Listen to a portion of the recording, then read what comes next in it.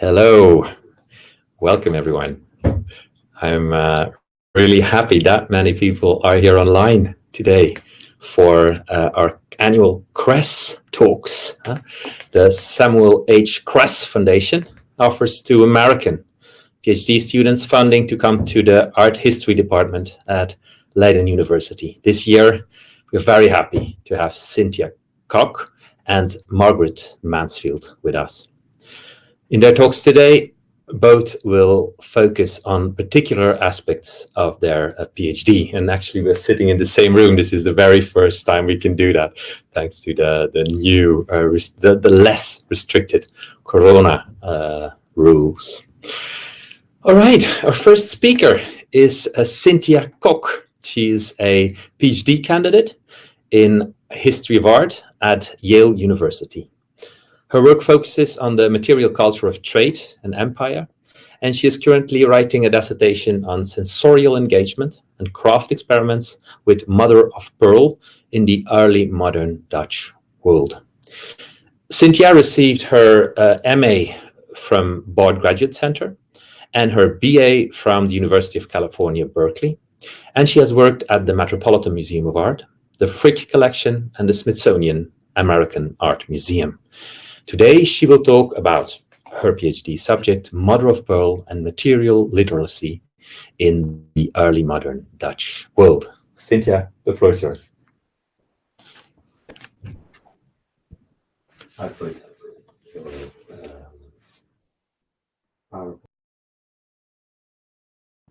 Here we go. Great. Can you hear me? Yes, we can. Okay. Thank you to the Samuel H. Kress Foundation There's for. a strange echo. Sorry, we have to first solve the echo. Can you mute your? I'm muted. I'm muted.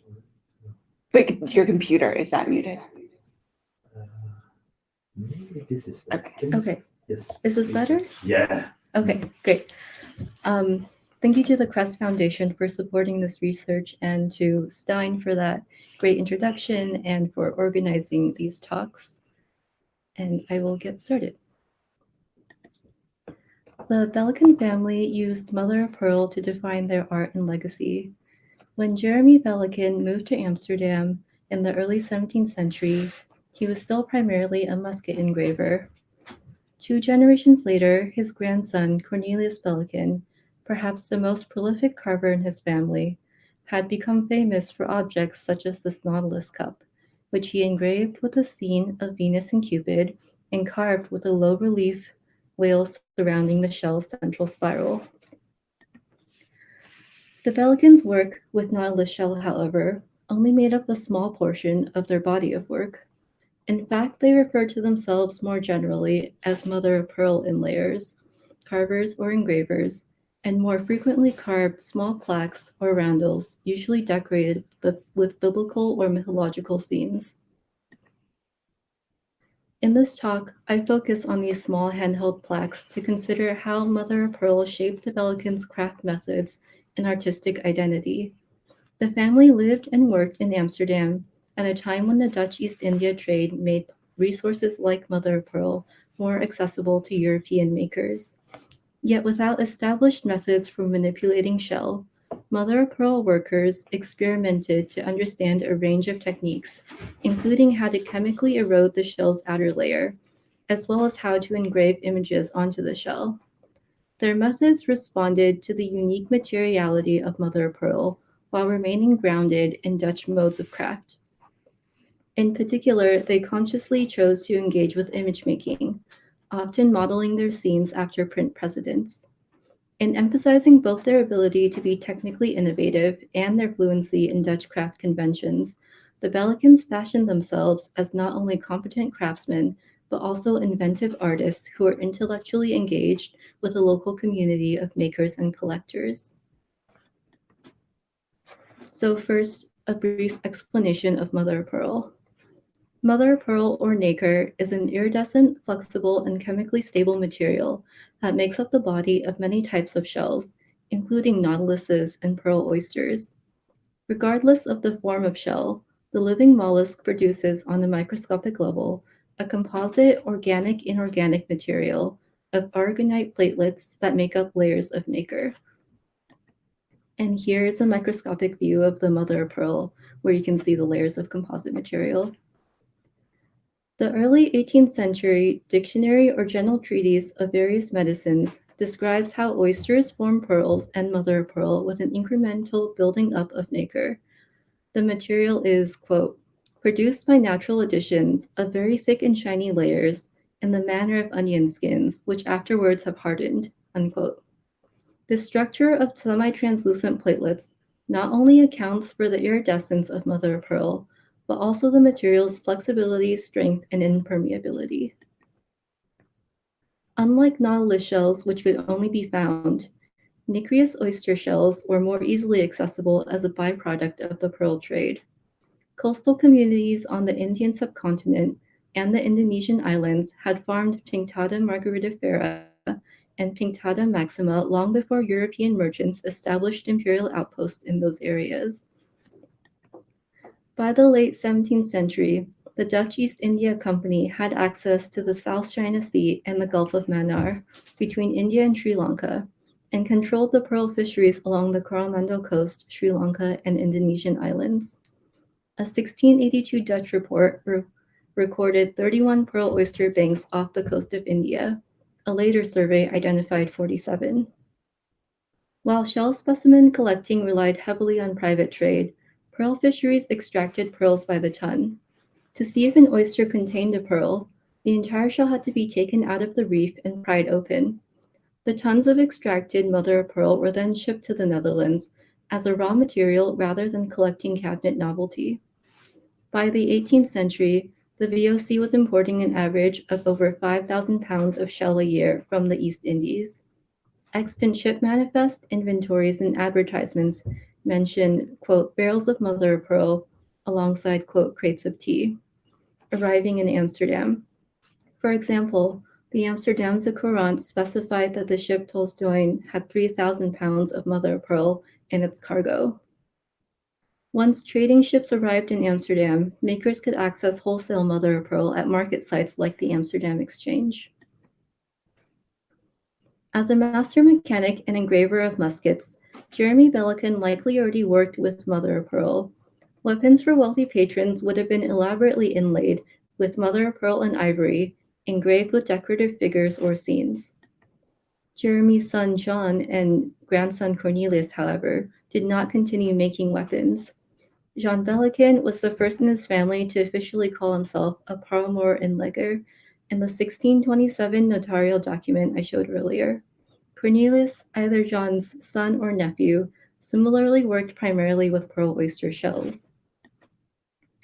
In some of his carvings, such as the shell depicting Perseus and Andromeda, Cornelis Bellekin preserved the shape of the pearl oyster. To begin, Cornelius would have had to immerse the oyster shell in an acid or strong vinegar to strip the dull yellow or brownish outer skin. The shell's layered growth makes it possible for parts of it to be eroded without weakening its overall construction. He would then continue to polish the shell until the pearly layer became visible before cutting the shell into a desired shape, often an oval or rectangle lid for a snuff box. In this example, Cornelius uses the shape of the shell to make his composition more dynamic. He fits Perseus, brandishing a sword and Medusa shield, into the angled upper curve of the shell, emphasizing motion as Pegasus swoops towards the sea monster. Many of the Bellekin's carved plaques were set as decorative lids for small boxes, like the one shown here, although they were also collected as individual works. Early 18th century inventories, such as that of Uranus van den Berg, an apothecary in Amsterdam, included a snuff box of tortoiseshell with a mother of pearl lid decorated with a carving by Cornelis Bellekin of the Bath of Callisto. A variety of similar boxes survive, with lids retaining a shell shape or cut into round or octagonal plaques. Some featured elaborate low-relief carving and blackened engravings, but many are also unsigned and undecorated, suggesting that makers offered these boxes at a range of price points. Even as mother of pearl boxes became more popular in the late 17th and early 18th centuries, there was never a specific guild for mother of pearl workers.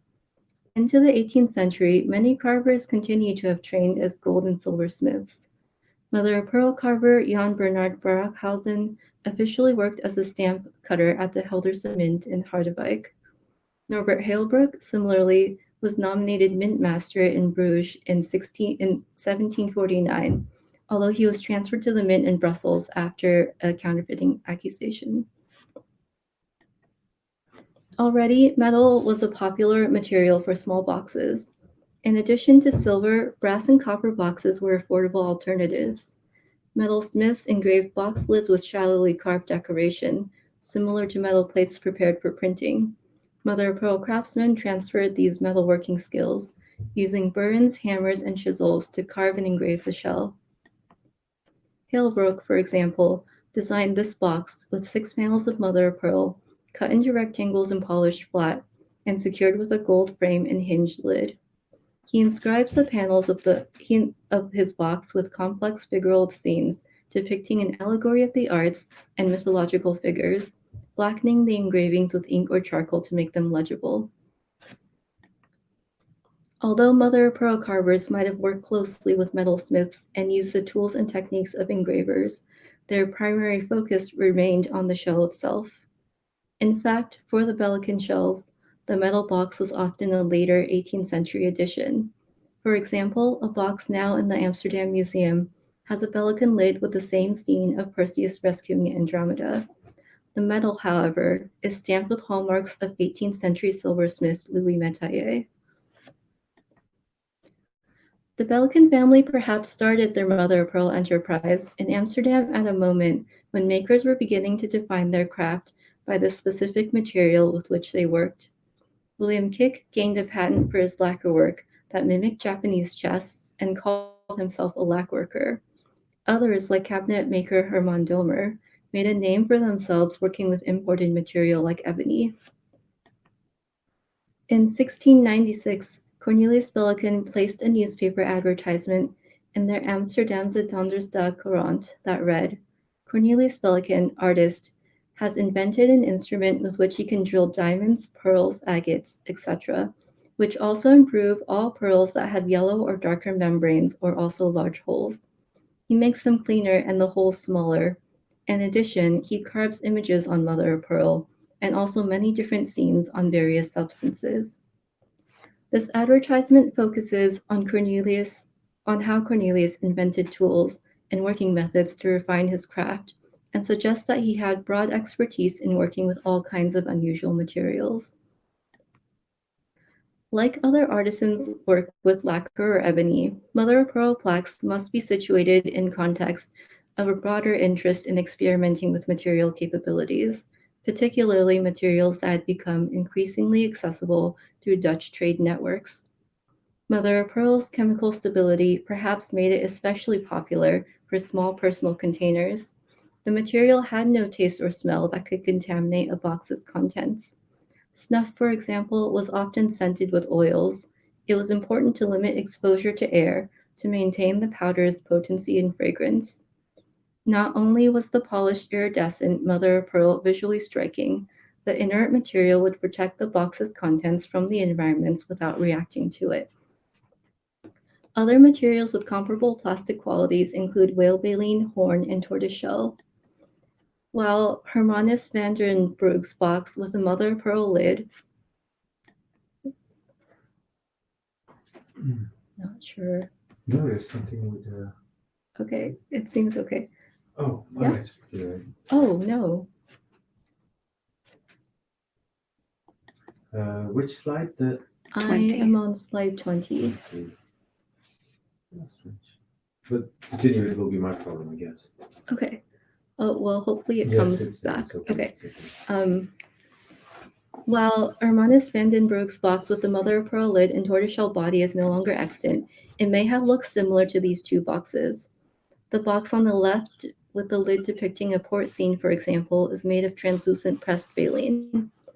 In the 17th century, the States General granted makers exclusive patents to experiment with such materials to create airtight, waterproof containers. Like mother-of-pearl, horn and baleen were durable and chemically inert, in addition to being moldable. Makers cut sheets of horn into quotidian objects like lanterns, combs, and cutlery.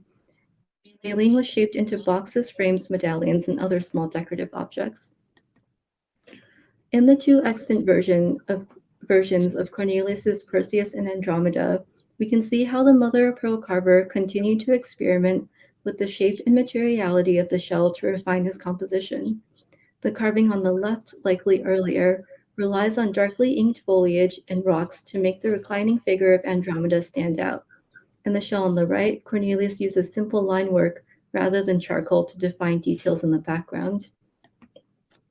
Already, Cornelius was directly quoting Jan Saardam's print of Perseus and Andromeda, which itself was after a Hendrik Holtje's print.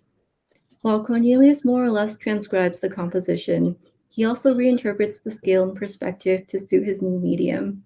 In comparison to the print, Cornelius shrinks the chained Andromeda, rebalancing the three central figures to give them more equal weight.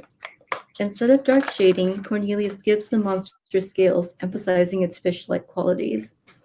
Where Saardam uses the density of his engraved lines to suggest light and shadow, Cornelius carves Andromeda, Perseus, and the sea monster in low relief, using the reflection of light on the shell to give them a sense of dimensionality. Andromeda's face is more fully in profile rather than the three-quarters turn used in the print, and while Cornelius could have chosen to model the scene entirely in low relief, he still uses the sketchy lines of print to denote the waves under the sea monster, the shrubs and rocky cliffs of the background, and the speckled shore. Not only did Cornelius place his work in dialogue with printmaking, he reworks and refines the composition. While the earlier inked carving still copies the skull and bones Saardam includes on the shore, Cornelius chooses in his later carving to only show a scattering of shells. With great demand for mother of pearl, the Bellekins might have easily made a living with undecorated shell boxes. An 18th century box made with 6 panels of mother of pearl exemplifies perhaps a less refined style, which would have still been in demand. Even without additional decorative elements, the mother of pearl is ornamental and visually striking. Yet drawing and engraving seems to always have been an important component of the way in which the Bellekins approached their craft. When Jan Bellekin accepts apprentice Peter Corneliszoon in 1627, the contract specifies that Corneliszoon would practice drawing in his free time or on Sundays. Cornelis Bellekin himself seems to even have trained as a fine artist. He paints at least 4 peasant dance scenes, including one now in the Museum Bradius collection, and he makes and signs at least 1 copper engraving. However, by the last quarter of the 17th century, Cornelius seems to focus primarily on carving and engraving mother of pearl. A turn to more mythological scenes like Perseus and Andromeda, rather than the peasant festivals that characterize his early painting and carving, is perhaps another deliberate choice he makes to appeal to a more elevated market. In the Amsterdamse Courant advertisement, Cornelius uses the term Kunstenaar to describe himself. In addition to inventing instruments for working mother of pearl, he also signals his intellectual engagement in his work. In a craft culture that inherited Renaissance ideas of ingenium and privileged image making, perhaps being considered an artist rather than primarily an engraver was a claim to a more elevated status. More than an interest in status, however, the Bellikins emphasized creativity in their self-fashioning. The family not only invented their own tools and trained in image making, they also coined the designation of mother of pearl worker to differentiate the craft as something new, as distinctly both materially and intellectually innovative. I would like to conclude by briefly considering what is gained and what is lost as imagery transverses material from paper to shell to paper again. In Alberta Seva's 1734 Thesaurus of Animal Specimens, a printmaker translates the Bellekin's carved shells back into print, while the rest of Volume 3 of the Thesaurus features engravings of oceanic creatures, from long-legged crabs to blood-red coral. This page of 22 roundels seems like simple vignettes, until you look closely at the pastel washes of blues and pinks that the colorist has carefully applied to each mother of pearl fragment. The text accompanying this plate explains how the artist reveals the, quote, sheen of silver and converts the shell from a, quote, dirty brown into an object, quote, remarkable for the beauty of the engravings with which they have been adorned, unquote. That is, made remarkable by the craftsperson. The thesaurus acknowledges the transformative power of artistry, a combination of technique and imagination.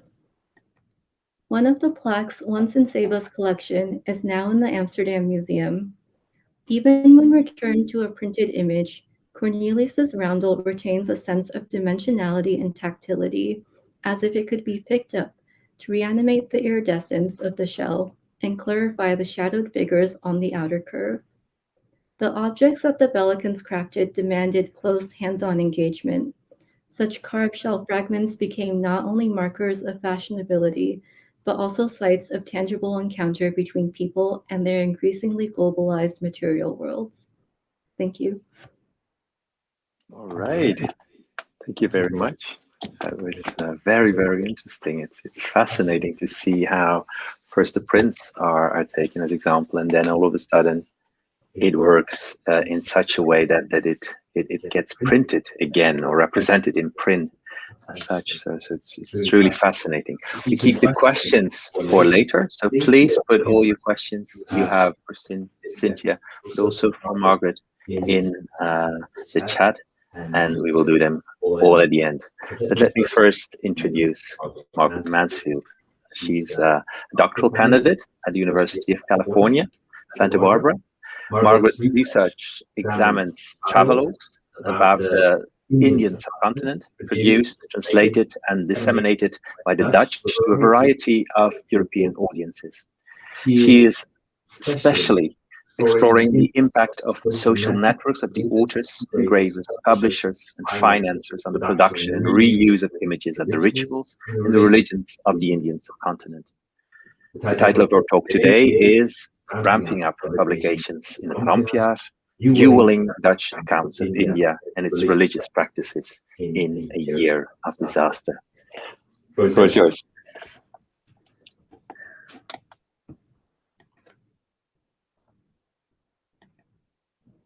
Sorry, yeah. Put on your. Okay. Yes. Okay. Thank you so much, Stein, for the lovely introduction. Thank you, Lucas, for being a host to both Cindy and I while we are here as Kress Fellows, and the broader Leiden community, and even the Dutch art historical and historical scholarly community. Being here is immensely helpful, even in our own sort of year of disaster in the pandemic that we've been going through, but it has been such a great experience, so I want to express my thanks for that. Okay. Het rampjaar means the disaster year. After living through 2020 and 2021, this is a term with which many of us can likely deeply, deeply empathize. To the early modern Dutch person, the disastrous year that garnered the label Het rampjaar was 1672. This was only 24 years after the establishment of the Dutch Republic's independence from Spain in 1648. It was a year that the newly established republic almost did not survive. It was a year, the Dutch were at war with England via Charles II, France with Louis XIV, Cologne and Munster under the leadership of the bishop, stretching their military to near collapse. Warfare with France and Munster meant not just infiltration of the cities and villages, but also the reinstitution of Catholicism in the Reformed Republic, a very Protestant place. Following the death of Willem II, the Stadtholder and the Prince of Orange in 1650, he was not replaced with his newborn son, who was far too young at the time, as would occur if monarchical legislation were in place, but what began was a Stadtholderless period. The States General managed to run the government without a Stadtholder, but tensions between anti-monarchical, pro-true freedom Republicans under the leadership of those like the Raadpensionaris van Holland, Johan de Witt, against the pro-House of Orange contingent were very high. So on top of international warfare, there was also domestic political unrest and active warfare within the Dutch Republic at the time. And on top of all of this was the worst stock market crash that the Amsterdam Stock Exchange had ever experienced. So external fighting, internal fighting, stock market crash also led to widespread rioting amongst the people across the Republic. For example, the citizens of Utrecht revolted on 15th of June, taking over the city from the government. So 1672 had widespread consequences for people of all levels of society in all parts of the Dutch Republic. Here are some prints just to show that even in the 1670s, this was a really important issue. A print on the right by Conrad Dekker of the allegory of the death of the brothers de Witt, which I will talk about more in depth in a moment, but I want to note the artist here, Conrad Dekker, who I will also come back to later. And then on the left, a satirical print of Cornelis and Johan de Witt as devils, fleeing with the light, and it's a satirical print of how the Dutch Republic, the people, everything, it's completely falling apart. And the impacts were noticeable for decades to come. It was a year in which the people were described as redeloos or irrational, its government as radeloos, distraught, and the country as redeloos and beyond salvation. By the end of the summer, the people had had enough of the political, economic, and religious disaster and riots, and that had become more widespread and more frequent. By the 4th of August, Johan de Witt, who had formerly been of extreme power, the top seat in government and society, and his brother, Cornelis de Witt, who had been the deputy of famed naval officer Michiel de Ruyter, were arrested on charges for treason by the pro-Orangist contingent. Just 2 weeks later, on the 20th of August, the de Witt brothers were surrounded by a rioting mob in The Hague, just across from the Binnenhof. They were beaten, stabbed, hung up by their feet, and their bodies were left to be mutilated and lynched by the angry mob. There are even some reports of a bit of cannibalism, people cutting off bits of their body and eating it. So in August of 1672, they are finally replaced by Willem III of Orange as the stadhouder, again, thus ending the stadhouderless period. So needless to say, the de Witts are a contentious duo, a contentious set of brothers. You were either very pro-de Witt or anti-de Witt, being pro-Orange or anti-Orange, and their names will come up again later. It is in this context of this very disastrous year that the publishers Jacob van Meurs and the combined forces of Johannes Jansonius van Weisberg and Johannes van Summeren raced against one another to publish the lavish folio-sized illustrated accounts of India, one by Olfert Dapper and Philip Baldeus, respectively. And here in the middle is the satirical print about the de Witts and the havoc that was wreaked in the Rampier, and the title pages of Olfert Dapper on the left and Philip Baldeus on the right.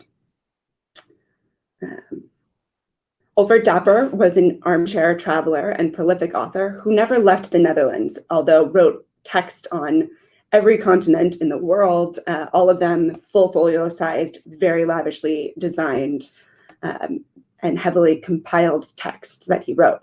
Philip Baldeus, so Olfert Dapper here on the left, Philip Baldeus over here on the right, was a Reformed minister who traveled with the Dutch East India Company and was a minister who lived in Batavia starting in 1656, and then Jaffna, Ceylon, now present-day Sri Lanka, and much of India between 1656 and 1666.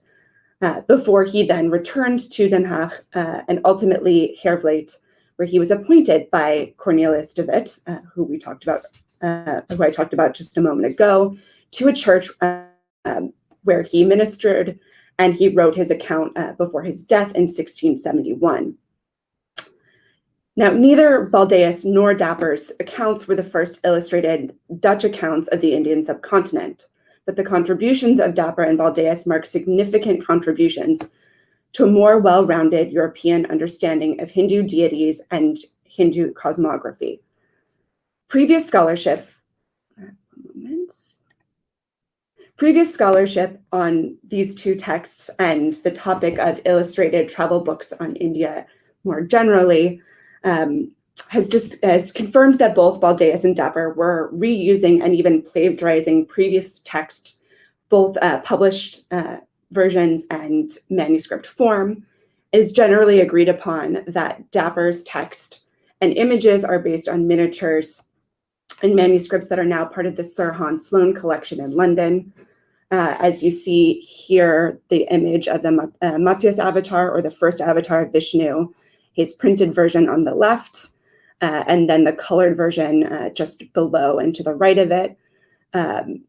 And this is what he used for the parts on the 10 avatars of Vishnu. He used other texts that had been published for other parts of his India account. And then for Baldeus, it has been confirmed through a faculty member now here at Leiden, through her dissertation, that his account was based on and nearly directly plagiarized from Philips Engel's account called Deic's Avatar, or the 10 Avatars, which is held by the Postelretzi Abbey in Belgium.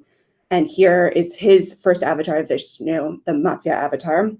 So all four of these are Matsya avatars. And to the left of his portrait is his printed version, and to the lower right or lower left of that is the version of the Matsya avatar from the Philips Engel Deic's Avatars. I will mention and give thanks quickly to Gary Schwartz, if he happens to be here, who gave me access to the colored image. Here, scholars have not been able to see colored images or the original version of this particular manuscript until very, very recently. And being here on the Kress, I will hopefully be able to see it very soon, but this is what his are based on.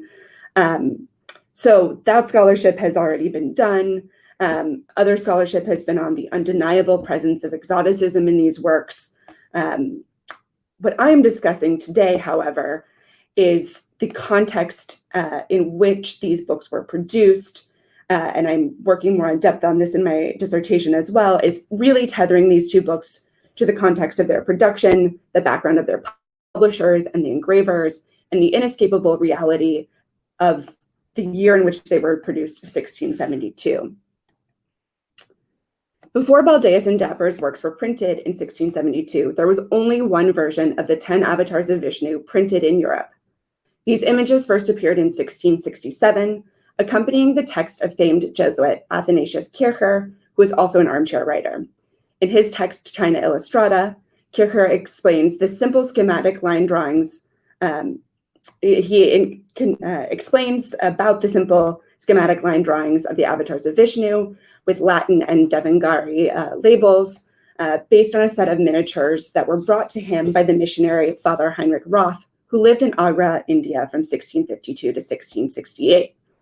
And Father Roth brought those back to Rome with him. Unfortunately, the originals have not been located and seem not to have survived, but the printed version, which were used in Kircher's larger project, show shared origins of the world's religions. And so his overall project was not specifically India, but was showing all of the Asian religions and how they have similar roots.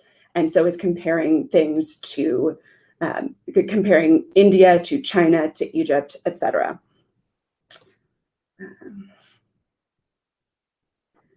As you can see here, and if you are familiar with the avatars of Vishnu, Kircher's versions are mislabeled and and they're also misunderstood. They're misordered, and it seems to not be of much relevance within Kierkegaard's work. It is later corrected by a letter by another Jesuit missionary, Father Gruber, but that is of little relevance today. The reason I bring this up is that it was first published in 1667 by Johannes Jansonius van Weisberg, the publisher of Baldeus, along with another publisher, the widow of Johannes van Weierstraat.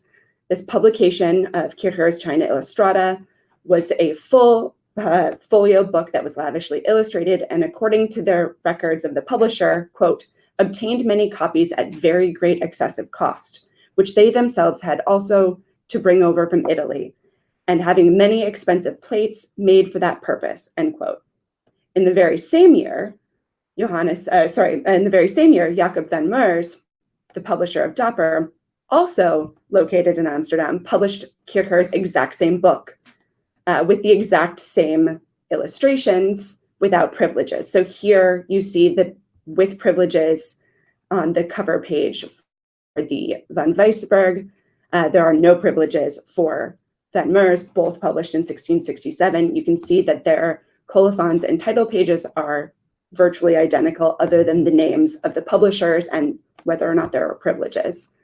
The contents of the books are also identical. I have included here the colophon, the list of illustrations, the inclusion of Brahma, who is another deity in the Hindu pantheon, each of the avatars of Vishnu, all misordered, the portrait of Kierkegaard, and the first page of his transcription of the Lord's Prayer from Sanskrit into to Latin. And here is the exact same, but from instead of the version with privileges, which were paid for, and a legally binding agreement, here they are exactly the same in the version by Van Meurs. So on June 27th, 1667, Van Weisberg and Van Weierstraat sued Van Meurs for publishing Kierkegaard's China Illustrata. On July 18th, 1667, Johannes Jansonius van Weisberg had acquired the rights in the name of his late father, and the widow Van Weierstraat again sought privileges, this time for a work of Athanasius Kircher,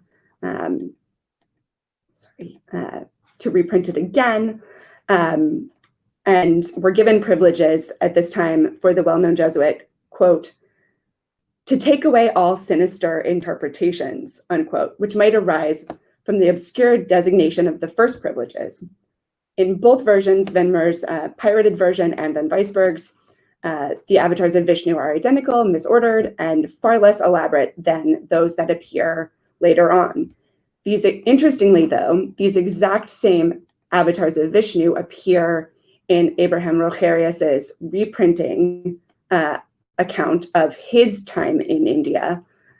This is much after his death, and it's a French translation that are published by Johannes Schipper in 1670 in Leiden. They appear to be collated into a single fold-out page. And I bring this up only because there are notarial records linking a debt of Van Weisberg's to the widow of Schipper. So this appears to be a sort of apology publication or apology gift of the prince after the privileges are given in a completely different context, even though the text of Rogerius correctly identifies the avatars, correctly orders them, and explains them. So it's a bit confusing to include this image. So the legal battle over Athanasius Kierkegaard's book seems to spur on a heated competition between Jacob van Meurs and Johannes Jansonius van Weisberg. The final 1672 published products and the archival records in the intervening 5 years indicate that both were determined to win the next match between the two publishers. By March 8, 1669, Johannes Jansonius van Weisberg had teamed up with another publisher in Amsterdam, Johannes van Summeren, and had signed their first contract on the Baldeus India project. At this time, the project was much larger than the finished version. A notarial record notes it will appear in, quote, 2 or 3 or more volumes in folio, end quote, under the title Asiographia. There's a much longer title, but Asiographia is the quick title describing the whole of Asia, particularly the sea coast along Goa, the whole of the Malabar coast, and Ceylon, as described by Philip Baldeus, a servant of Jesus Christ, of his time in the kingdom of Ceylon and now living in Heylbroeck. In addition to this work, they were also publishing in combination with an author, Lambertus Bidlow. This project is, according to the record, having a great cost because of the printing of the work of the books, as well as the work of others. This document also denotes the publisher's apprehension given the excessive costs when others have reprinted their work in spite of having been granted privileges. Not that they're salty or upset about the previous year's misprinting or pirating. The document notes that the need for the employees to be respectively authorized and patented, and that the publishers had our right to knowledge of their interactions. By March 18th, Van Weisberg had received privileges, Van Weisberg and von Someren had received privileges to publish Baldeus over the next 15 years. And in May 1669, Baldeus began writing his Afqarari, which is the section in which he includes the description of Hinduism and the Malabar languages, which he finishes between 1670 with his dedication to Cornelis de Witt in 1671, in August 15th, 1671. Again, the de Witts, who I mentioned earlier. Baldeus died later that year and never saw the finished published version of his text. It is even possible that he never saw the engravings that accompanied his words. Sources disagree exactly when Baldeus's day of death, but it is somewhere between September of 1671 and March of 1672. On July 28th, 1670, Jacob van Meurs, back to this, receives privileges for his text by Dapper. The privileges document demonstrated that, like von Weisberg's and von Someren's, van Meurs's original project is much grander. Dapper's text is meant to cover all of Asia, the title being Groot en Klein Asia, or Asia Major and Minor, if you will. Although Baldeus had died, many events happened in the disaster year that shaped the finished product of both of these books and the careers of their publishers, of the publishers who produced them. 1672 was not a good year for many reasons, but for selling big, lavish, and expensive books in particular. So the publishers had to do what they could to save themselves from being financially. Having been burned by Van Meurs in 67, Van Weisberg and von Someren gave their engraver a contract of exclusivity. The contract makes very clear that the project for Baldeus's book and any etching or engravings that Conrad Decker makes are for the benefit of the book, even if the designs or plates are not used. He cannot share them, and the contract specifically prohibits Decker's contact, visual or verbal, with Jacob van Meurs. And this is the notarial record right here. Johannes van Someren and van Weisberg and Conrad Decker, their engraver, all sign it. And within the text itself, it specifically cites van Meurs.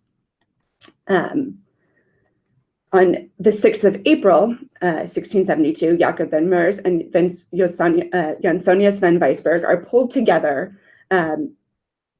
with another contract, and they are meant to submit all of their disputes beginning in the year 1670 through the 15th of December, 1672, to the decision of a S. Gilles Roche and a Johann Schoot. By August 20th, 1672, Cornelis de Witt and his brother Johann de Witt are lynched in Den Haag. And I want to note here that, and this may be not the best slide, I've minimized it from earlier, but I can go back. Both of these books, published in 1672, are dedicated to Cornelis de Witt, and both of them privileges are granted by Johann de Witt. So they're unretractably linked to them, and they must be published in such a time that either it was too late to change it, or the damage had been done, or possibly it was right before the downfall of the de Witts. It's important to note that Cornelis de Witt, the dedication to him from Baldeus was written in 1671. Cornelis de Witt was the one who got Philip Baldeus his job in Heylbroeck, so it explicitly thanks him for that, the naming of that position. It's unclear exactly why Cornelis de Witt was chosen as the dedicatee from Dapper. Many of Dapper's other books are actually dedicated to the Witzen family, a major family of collectors and merchants. But certainly there seems to be something of continued competition in the naming and the keeping of these dedications. So here are the avatars of Vishnu that are created by Kunrat Dekker for the text of Philip Baldeus. They are meant to be based on the versions by Philip Zangel. There are clearly some changes. Something notable about this that I will get into in later projects and later parts of my dissertation, in particular, are the absence of darkness of Vishnu's skin, as that is something that is noted in the text. Some scholars think that Baldeus's version, which is interesting, we even call it Baldeus's version because he likely never saw these engravings, but these images seem to, and his text seem to link more parallels of Vishnu with that of Jesus Christ and Christianity. Dapper's versions, which are likely by the hand of Jacob van Meurs, as he was an engraver himself. We don't have any other attributed artists, but are much more Europeanized, much more fantastical. There's far more difference from their attributed models. But we see here that Vishnu in some of the avatars, the Matsya, the fish, the Kurma, the turtle, as well as the Krishna here, avatar, all have dark skin. Same with the Kalki, the 10th avatar, as he is meant to, but he's shown more as an African individual, much more muscular, and the same scholars that create the parallel, or say that Baldeus is creating the parallel of Vishnu to Christ, say that the attribution here is more analogous to that of the devil. There are much more scary, more violent versions of the avatars of Vishnu. He has slightly different interpretations, and this could be in part from lack of awareness and having never traveled and seen the practices of Hinduism. But regardless, both texts were published in the same year, 1672. It's unclear which one came out first, who really beat the other to the punch. And ironically, Van Meurs and Van Summeren become business partners after the death of Johannes van Weisberg. They become business partners in 1675, likely because they're both further in debt than they would like to be. They publish accounts together in 1675 on the Republic's war against France and England, dealing very specifically with Het Rampjaar, and later accounts of East India Company exploits, some of them more adventurous rather than as lavishly decorated, trying to make more money. The Van Weisberg and Van Summeren business continues to publish through the 1670s, but by the time Van Meurs dies, it's clear that he at least was not very successful. There are at least 500 copies of his description of Asia by Dapper in his inventory when he dies, in Dutch, as well as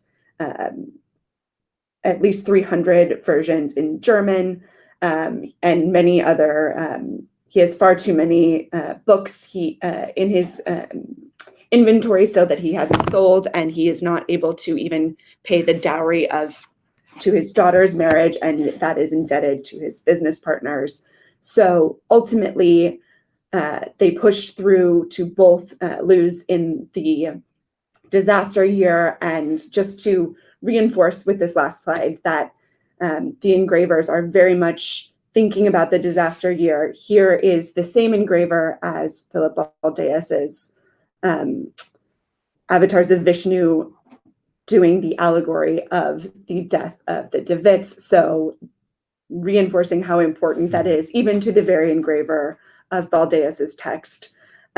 So ultimately, it seems as if no one won at this point. Thank you. Thank you very much. Indeed, it's interesting to see how that works. That kind of very strange world. If you really carefully look at the illustrations, so close to the Dutch context, political context of the rampjaar, and how that get intermingled very, very specifically. So thank you very much. All questions more than welcome. I first want to point. Is there still an echo, Noah? I think the echo is gone, right? I turned up the volume on my side. All right, good. Maybe I just turn out my volume. Turn on yours, so I think we can still hear each other like that. Yeah. All right. So all questions more than welcome. Please do ask. But I do have a first question because I saw some people inside this room, and they are, of course, the authors of that new wonderful book, Oncophilia, Shells, Art and Curiosity in Early Modern Europe, edited by Marissa Baas, Anne Goldgar, Hanneke Groteboer, and Claudia Swan. How you relate your work, Cindy, to that late book, that new book? That book has been an amazing resource, and I think they deal with a lot of the broader questions of the meaning of shells and different types of shell collecting in the Dutch Republic around the same time. And I think the shift I am making is I'm focusing on mother of pearl as a resource and less so on the more the collecting of more refined shells. So in my talk, I was trying to make that distinction slightly between nautilus shells and mother of pearl. Nautilus shells are hard to find. They're usually found when like the creature has died and the shell is floated up to the sea. So there isn't a really so systematic way of acquiring them, whereas mother of pearl in the form of pearl oyster shells come as a byproduct of the pearl trade. Yes. And so it comes in a lot in larger volume. I think that gives craftspeople more flexibility to work with it and not worry so much about ruining the product. Mm-hmm. Although the Belleckins do carve a lot of nautilus also. Then a small question, Cindy. The work is not signed, or is it signed? And if it's not signed, how do you know it's by Bellekin? That's a great, huge question that I am still dealing with. They are sometimes signed, but even then, like, how do you know if the signature is accurate? Or it ties into questions I have about workshop practice and whether or not they were actually training other people to work in this material also. So for the Perseus and Andromeda shells I was looking at, I based what I was saying off of previous scholarship, such as Van Setters, who I think makes these attributions based on style, and also the shells come up sometimes in what is it called? Death inventories, like house inventories, things like that, where they'll say something like a shell carved with Perseus Andromeda by Cornelis Bellekin, and then you can make a guess that perhaps it is this shell. But the shells are also sometimes signed, and I think what I was interested in getting at in this talk is how both the signing and then also the way they do the carvings, a lot of it is the mother of pearl workers looking to print and taking a lot of those print conventions in their own work. All right, thank you. 2 questions for Maggie. Why is it so important, Margaret asks, to know who published first? Is that so very relevant? Great question. In a sense, it's not, although I think they thought it was with the severity of their competition amongst each other. I think, if anything, it's important to understand they had overlapping markets, target markets. So if one were to come out first and the money one had to spend was limited, they might box the other one out of the sales because they're very overlapping. They have very similar sources. They're very similar texts. So if you could only budget for one in a year, you might buy the first one rather than the second. And I think first, to a certain extent, it mattered to the publishers in terms of their own egos and legacies.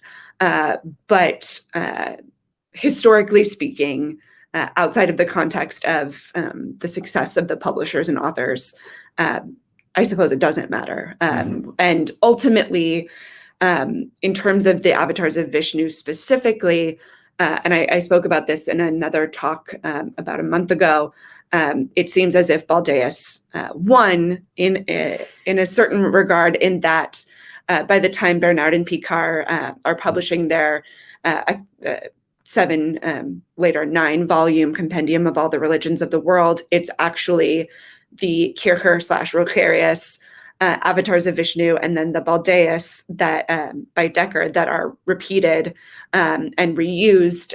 Other images from elsewhere in Dapper's Asia are reproduced, but his avatars of Vishnu are left out of that canon at that point. So ultimately, that seems to be not what came first so much as what was deemed the more accurate or more long-lasting, in the opinion of Bernard and Picard. Yes. Another question about Bram van Leuven. You hinted at this already, but to what extent did the books of those Dutch armchair authors reflect and relate to the violent exploits of the Dutch in South Asia? Also a great question. Unfortunately, very little. The reality of the lives of the South Asians that are being infringed upon, interacted with, are left to a very either subjective level of how they can be interesting subjects for these books, or trying to encourage further mercantile interaction. So it seems as if what was known of the violence was very much minimized, whether you were an armchair traveler or you traveled yourself. Of the text that I work on, it's about 50-50 between armchair travelers and those who traveled, and both definitely minimize it. And maybe those who traveled probably minimize it even more, actually. But it really is not discussed very much. And unfortunately, some of the dedications of the books are dedicated to some of the worst offenders. The Baldeus that I mentioned, no, sorry, not the Baldeus, the Philips Angel that I mentioned is actually dedicated to Reichlaf van Guns, who is one of the worst offenders, and committed or ordered the committing of the most murders in South Asia. So unfortunately, the violence is ignored and or tangentially celebrated. All right. Then we're just finishing in time. Thank you both very, very much for those fascinating talks. Also, you online, thank you very much for being here. Next week, that's Wednesday, 29th September at 18 hours Amsterdam time. We have as our guest Lizzie Marks of the Mauritshuis, who will talk about the exhibition Fleeting Sense in Color.